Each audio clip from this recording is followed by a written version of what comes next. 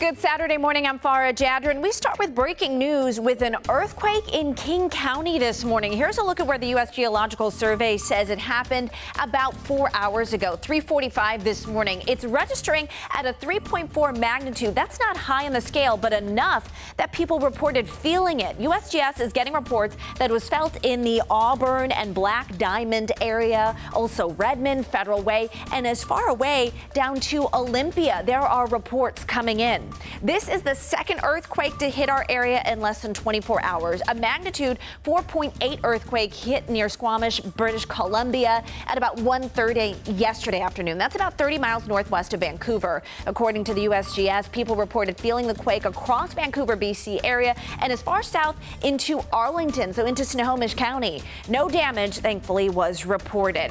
Now, we are hearing from a lot of you this morning. I felt it shake my bedroom at 3:45. Awakened in Eatonville. We felt the earthquake on Camano Island. We had a few people telling us that their pets felt it.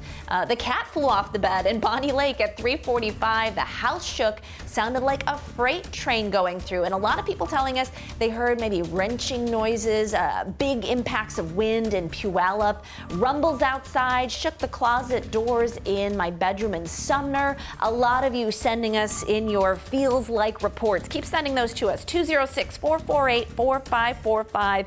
Did you feel that earthquake this morning?